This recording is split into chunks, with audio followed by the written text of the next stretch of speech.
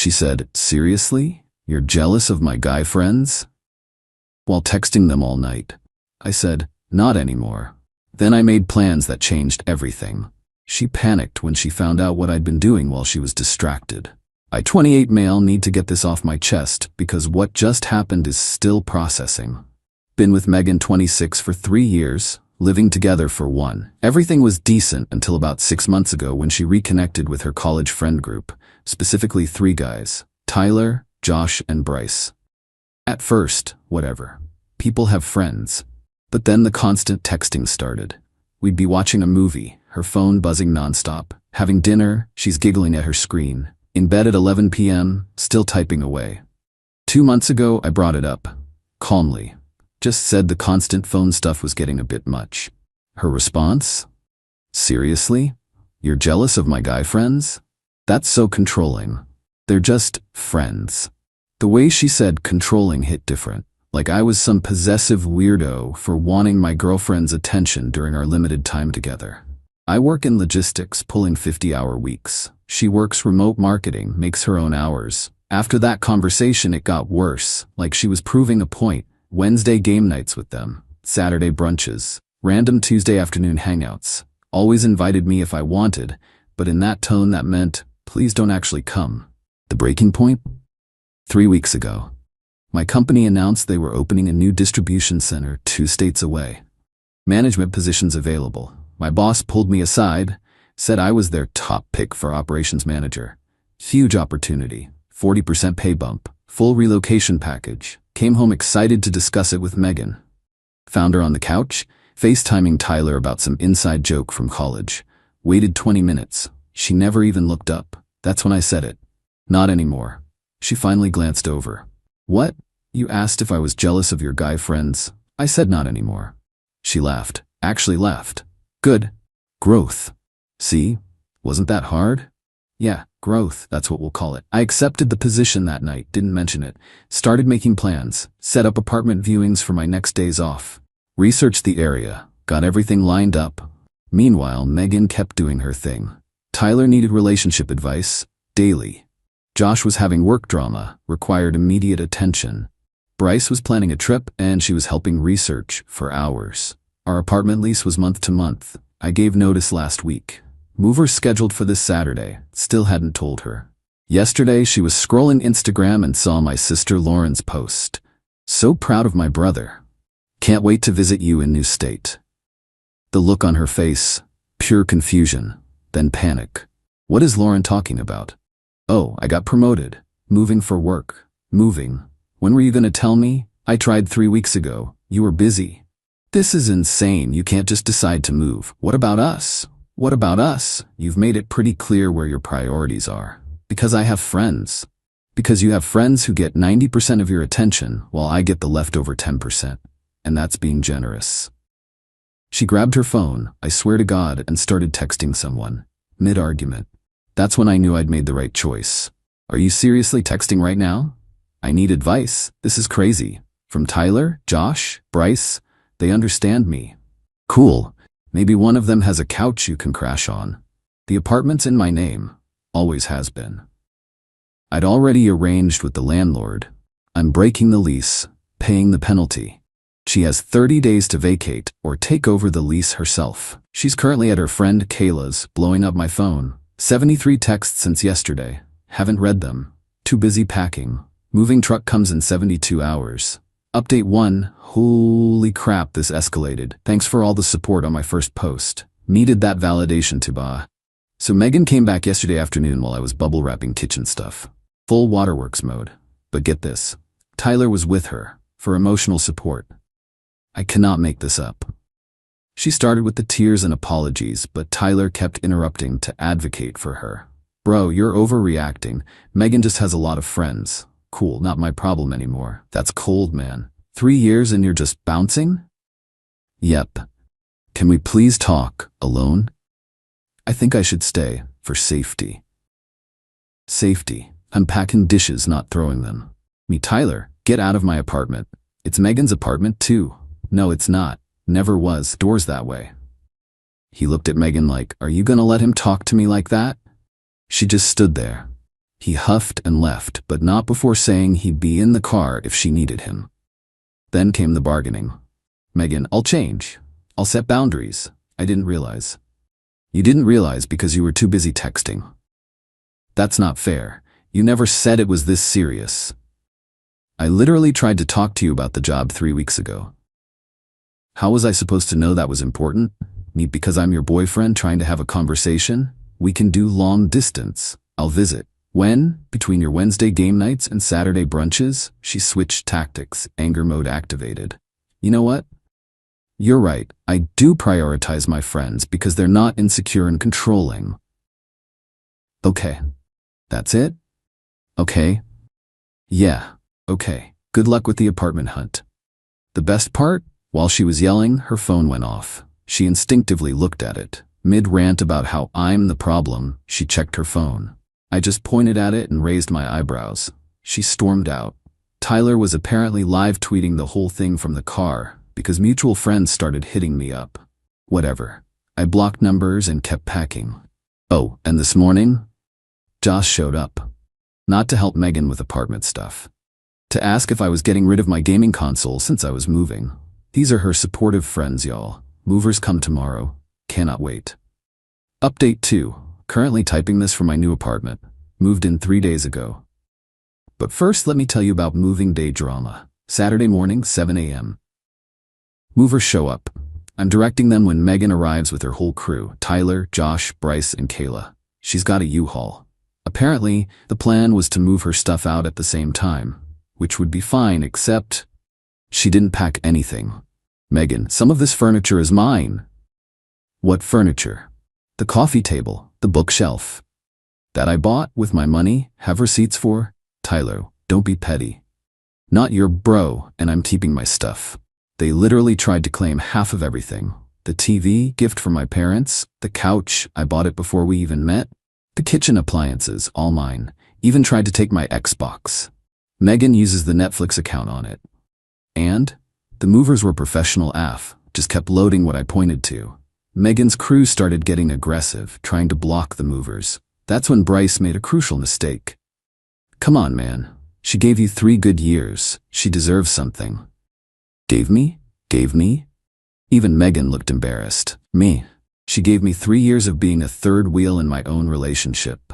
But hey, she's all yours now, boys. Have fun with those game nights. Kayla piped up. You'll regret this when you're alone in New State. I'd rather be alone than ignored. But here's where it gets good. While they were arguing with me, the movers finished loading everything. I did a final walkthrough, dropped the keys with the building manager, who was watching this whole circus, and went to get in the moving truck. That's when Megan played her last card. Megan, wait, I love you.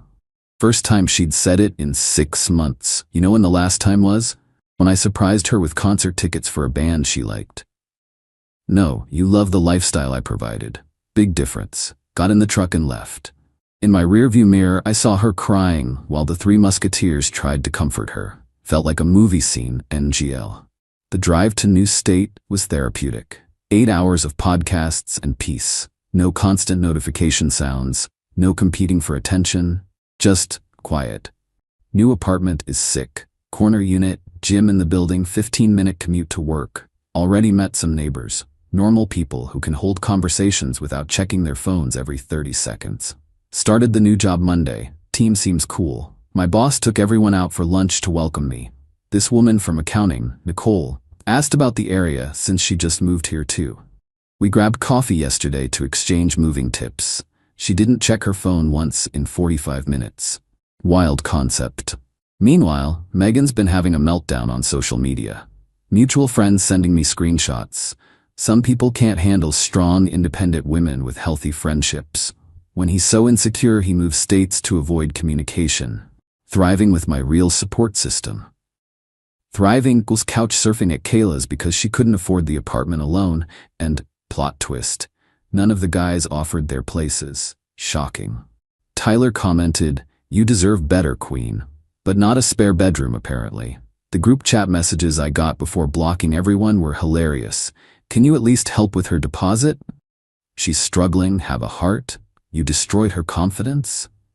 destroyed her confidence? She had enough confidence to text through our entire relationship. She'll be fine. My sister Lauren called last night. Apparently, Megan reached out to her trying to get my new address.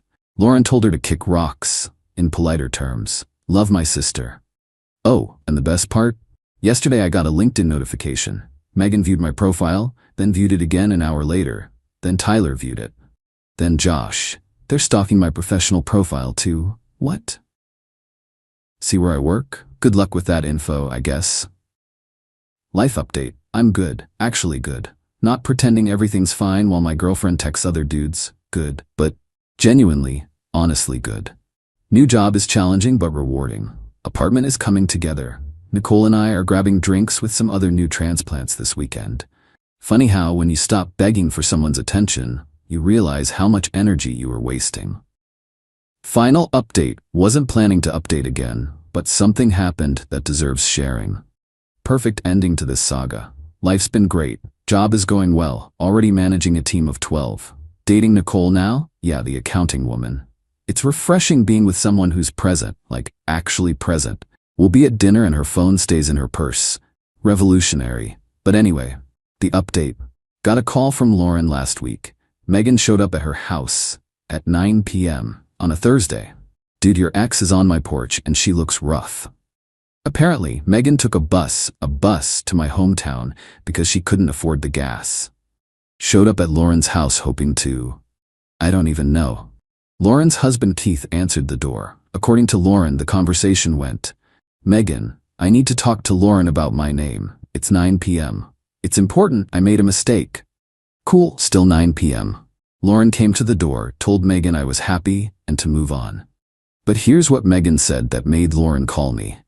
He's with someone new already? How? We were together 3 years. Yeah, and you spent 2 of those years treating him like furniture. I had friends. That's normal. Having friends is normal. Ignoring your partner for them isn't. Then came the breakdown. Full sob fest on Lauren's porch about how she can't afford an apartment alone. Kayla kicked her out after a month. Tyler started dating someone and doesn't have time for game nights. Josh and Bryce only hit her up when they need something. Her job cut her hours because she kept missing meetings to help friends with emergencies. The lack of self-awareness is stunning. Lauren, shut it down. You made choices. These are consequences. Please leave before I call the cops. Megan left, but not before asking if Lauren could just give her my number to apologize properly. Lauren, girl, no. Bye. But that's not the wildest part. Yesterday I got an email. To my work email. How did she even get it? The subject line, please read important information. I almost deleted it, but curiosity won. It was a 5-page essay about how she's been in therapy for 2 weeks, how she realizes she has attention distribution issues, how her friends were taking advantage of her giving nature, how I was the only one who truly cared, how she's ready to move to new state and start fresh. The audacity. She really thought she could email me at work talking about moving here? The last paragraph. I know I hurt you, but we had something special. Tyler, Josh, and Bryce were just distractions from my fear of intimacy. I see that now. I'm ready to be the girlfriend you deserved. Please don't throw away 3 years because of my mistakes. I forwarded it to Nicole. We laughed about it over wine, and then sent a 2-line reply. Please don't contact me again. I wish you the best. Then I had IT block her email domain. She tried one more time through LinkedIn with a connection request. The message, I see you're doing well. I'm proud of you. Maybe we could grab coffee and catch up? Catch up? Ma'am, this isn't a high school reunion. You chose texting over talking for 2 years. We're caught up enough, blocked, and reported. The funniest part? One of my old coworkers still follows her on Instagram. Sent me her latest post. Learning to love myself and not rely on others for happiness. Growth isn't easy, but it's necessary. With a selfie at what looks like Kayla's apartment again. So much for that independence. Tyler commented, so proud of your journey. But still no spare bedroom offered, LMAO. Look, I'm not celebrating her struggling, but I'm also not responsible for someone who couldn't look up from her phone long enough to notice her partner was drowning. She wanted to be left alone with her friends. I obliged, permanently. Nicole met my parents last weekend. My mom said, "It's nice to see you with someone who looks at you when you're talking." Even my mom noticed. Life lesson. When someone shows you their priorities, believe them. And when they panic because you're no longer an option, that's not love. That's convenience, looking for a parking spot. I'm done updating about this. Megan's in my past where she wanted to be when she was too busy texting to notice the present. To everyone in similar situations, you deserve someone who chooses you, not as a backup plan, not as a stability provider, but as their actual priority. Now, if you'll excuse me, Nicole and I have dinner reservations and neither of us will be checking our phones.